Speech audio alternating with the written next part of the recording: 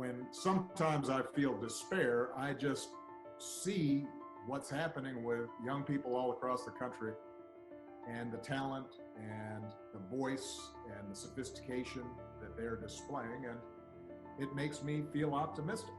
It makes me feel as if, you know, this country's going to get better.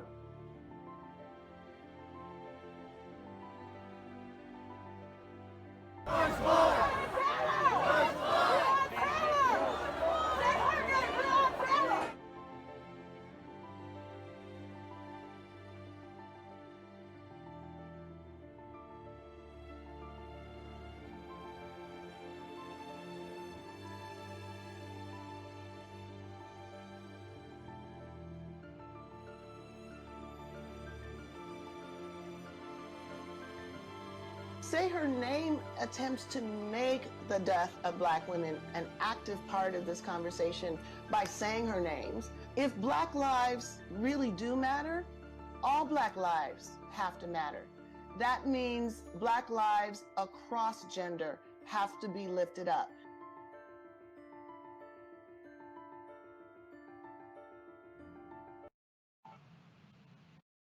Good morning. I'm Karen Tumulty, and I'm a columnist here at the Washington Post. And I want to thank all of you who are joining us this morning for our conversation with really one of the leading voices in this country on racial justice, Valerie Jarrett. Most of you probably know her as one of President Obama's top advisors, but in fact, Valerie's work on these issues goes back all the way to her days in the Chicago mayor's office. And so she is really the perfect person to be talking to at this particular moment in our history. So I'd like to welcome Valerie and also congratulate you on the recent publication in paperback of your New York Times bestseller, Finding My Voice. Thank you so much. It's a pleasure to be with you. So I want to ask you, first of all, about what we had something really extraordinary happen yesterday with the testimony of George Floyd's brother on Capitol Hill. It was emotional. It put a life story to this tragedy in front of us. What was your reaction?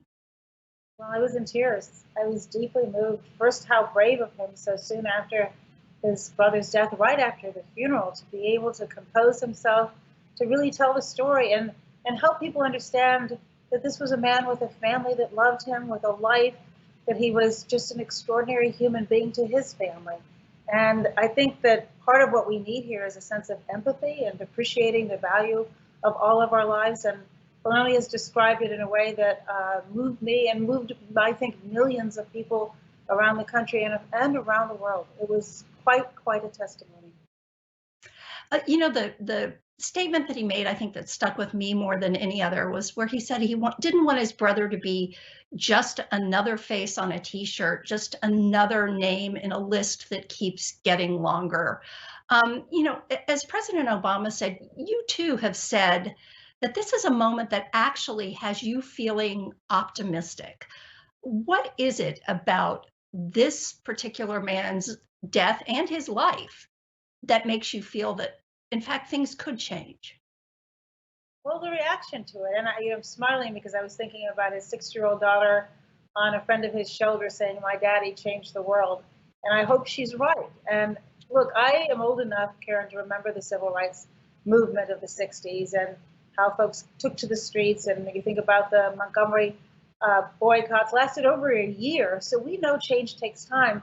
But what we're seeing today in our country, of all 50 states, people of all ages, of all races, of all backgrounds, day after day, saying we have to change. And then the reaction so quickly. We've had numerous cities who have banned the chokehold. We've had states such as California and New York do it. We have, for the first time in a very long time, Congress actually contemplating bipartisan legislation. And so I do think there is momentum, but the question is, will this inflection point actually be the beginning of a turning point? And that, to me, means we have to keep up the pressure. And we are seeing results, not only the changes in legislation, but Keith Ellison, who I had the Attorney General from Minnesota, I had the pleasure of working with very closely when he was a member of Congress. to so swiftly bring charges against the 4 officers involved in George Floyd's death speaks volumes to how public officials are looking at this opportunity now to do what needs to be done. And the good news here is that there's a lot of research to show what does and can work. And the question is only, is there the political will? And so I hope these peaceful demonstrations keep up. And I hope we hold our elected officials at both the local, state, and federal level accountable. Well, one thing that's come forward as a sort of rallying cry in all of this is the phrase defund the police. You've expressed some reservations about that, and also you've suggested that the issue here should not be less money for the police, it should be more. Can you explain again why you think this is not necessarily the cause that these demonstrators should be embracing at the moment, and what you think should be done? Sure. So I think that a democracy does require law and order. And the question, and the reason why so many people are so upset is that justice is not being meted out in a just way, in a fair way, in an equitable way. And so I think every mayor, every city council annually should be looking at their budget and saying, does our budget reflect the values and the needs of the people we're here to represent? The reason why I said in some cases it should have more money is, so for example, I think there's a uniform agreement that we should have better background checks on police officers, a national registry. That's going to take some money to stand up. Tamir Rice, who was killed in Cleveland, Ohio, was killed by an officer who had been fired from a suburban police force, Independence, Ohio, and the folks in Cleveland didn't know about it. Well, we should be able to do background checks on all of our officers before we hire them.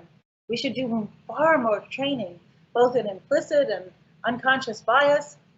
It's a hard job to de-escalate. We have to train our officers to de-escalate when they're confronted with situations around the country.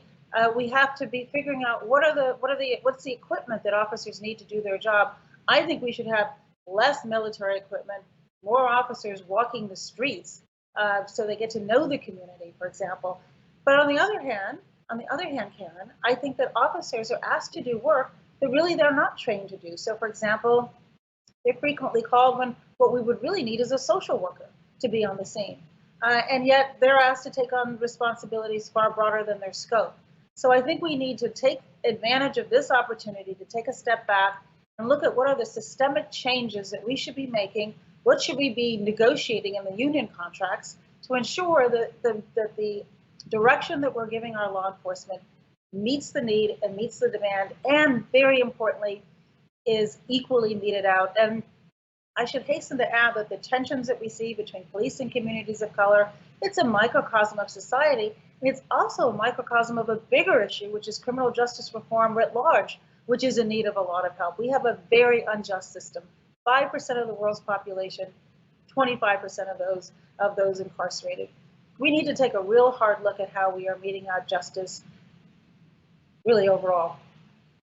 Well, law enforcement is primarily a state and local issue, but there's a real, when it comes to sort of changing attitudes and changing things in a broader sense, that requires national leadership.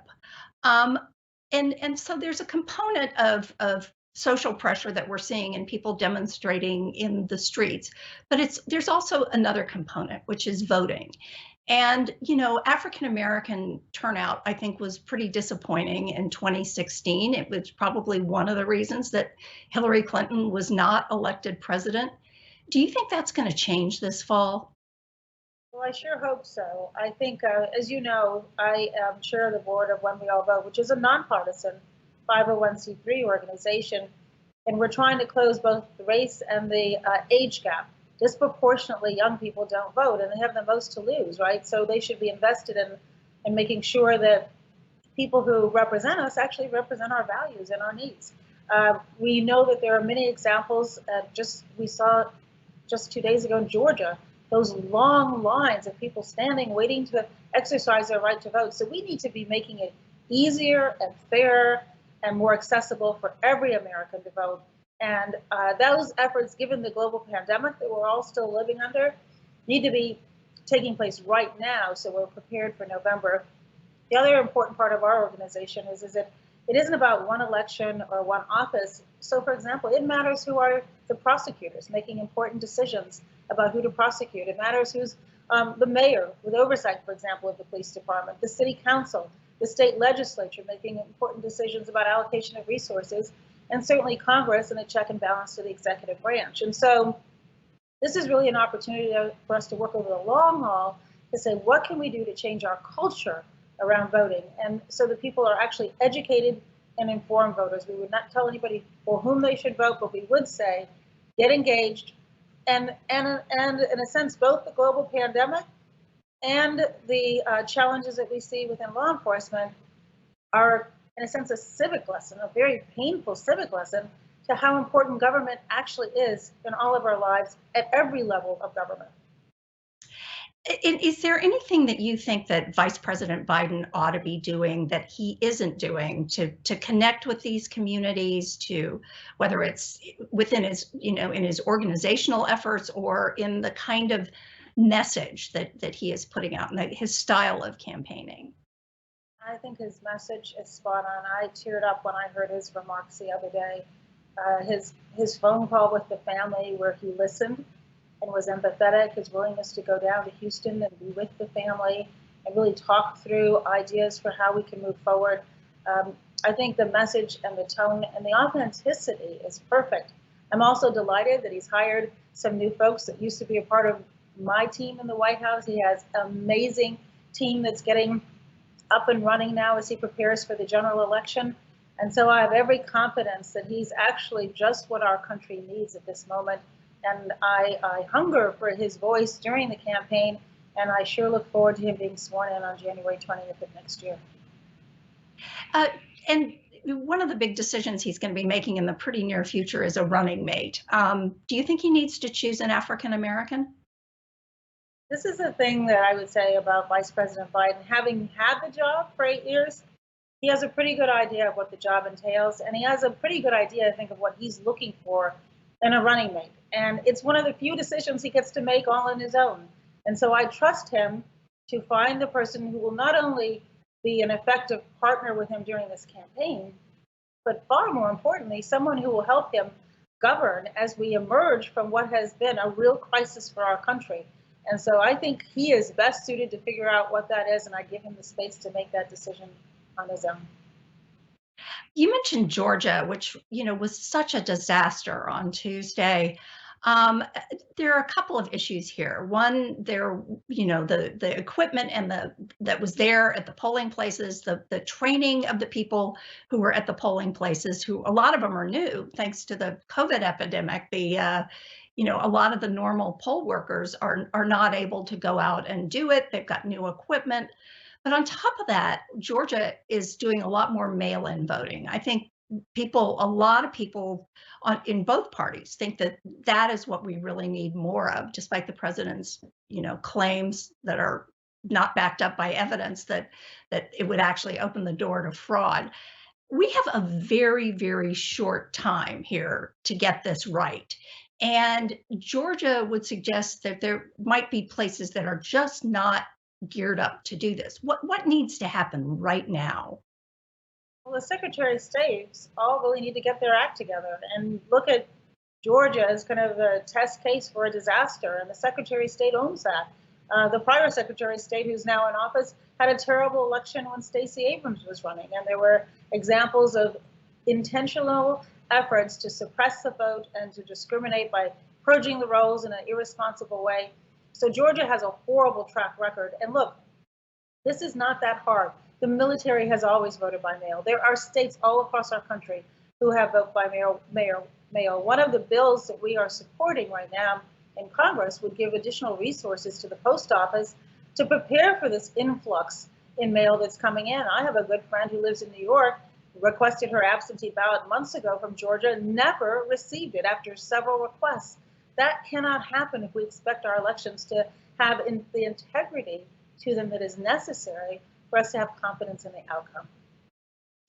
And what do you think beyond outside the political spectrum? A lot of corporations and outside organizations are also stepping up and making, I think, some really powerful statements in this moment. I mean, NASCAR banning Confederate flags was not something I saw coming. Um, could you talk a little bit about that? I mean, beyond our elected leaders, what we're seeing in the entertainment industry from corporate America, what does that suggest to you? Well, it's a level of activism that we should all welcome. And look, I was on a phone call with a group of business leaders in Chicago last week, and I said, yes, we do need to support Mayor Lori Lightfoot's efforts to reform the police department, but we also should be looking at our own house and get our act together. What are we doing to build inclusive companies that are welcoming to people of color? What are we doing strategically in our hiring to make sure that our workforce reflects the diversity of the marketplace that we're trying to attract? The good news here, Karen, is that a lot of the younger folks particularly, are shopping their values and putting pressure on companies. We just saw yesterday a couple of large employers who are now discontinuing advertising on Tucker Carlson's show on Fox because of the rhetoric that he espouses. And I think that is all healthy. And LeBron James is focusing now on voter registration within the African American community. There are great examples. A company yesterday, well, actually there's several companies now that are giving their workers the day off on election day because we know many times people can't afford to take the day off to go vote. So I think it is an opportunity for us to all take a step back, listen to the people around us who are African American, take guidance from them. There are examples of people who say, I am not a racist, who still go through microaggressions directed at African American people, and they may not even be aware of it. I'm on the board of Lyft, great company. Before anyone at Lyft is allowed to hire, they have to go through implicit bias training. Why? Because we all have implicit biases, and oftentimes there's unconscious biases. And so the more we listen to folks and see how our behavior is impacting them, the more empathetic we are, which is what I think we're seeing all around this country with so many people who are not people of color who are out there demonstrating, shows that we actually can be better than we have been. And so that's where my hopefulness and optimism comes from. But this is hard work. Change isn't easy. You know, we were all about hope and change. No one said those words were easy. And it requires effort and resilience and tenacity. And when you see, again, coming back to George Floyd's brother, Thelonious, yesterday, you know, he can do that. What can the rest of us do? Well, before we go, I'd like to bring in a couple of questions that we got from our audience today. From Michael Miller in Florida.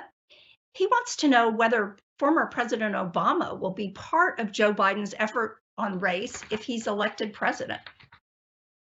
Well, I think what President Obama has made clear from the time of his announcement and all the times that he's spoken publicly about Vice President Biden is that he is there ready to help in any way he can.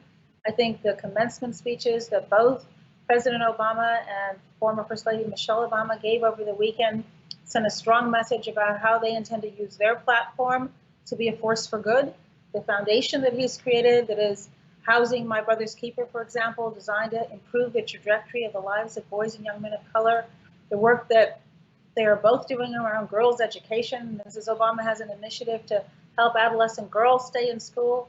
I think that they are, as they have always been in the almost 30 years since I've known them, I can't believe it's 30 years next year, devoted their lives to service, devoted their lives to moving the ball forward, being a force for good. And there isn't anything I can imagine that Vice President Biden could ask of President Obama that he wouldn't be willing to do, should he think it's helpful. And then real quickly before we have to go here, Ann Anderson of Rhode Island asked a question that you actually touched on a bit earlier. How can we ensure meaningful and structural change in policing when the police unions are so strong and powerful? And certainly we heard that same sentiment voiced yesterday from the Minneapolis police chief.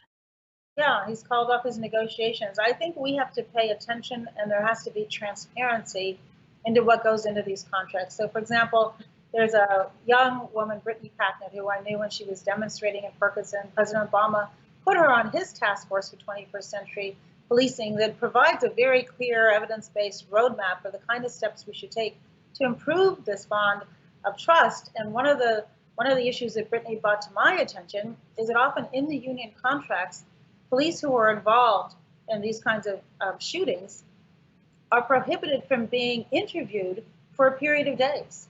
Well, why is that?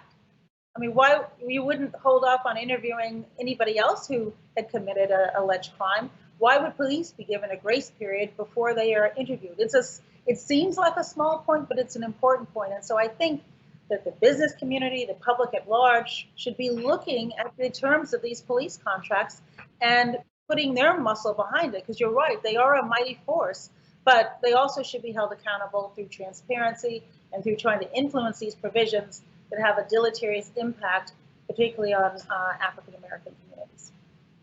Valerie, thank you so much for being with us today. And we'd also like to thank our audience for joining us.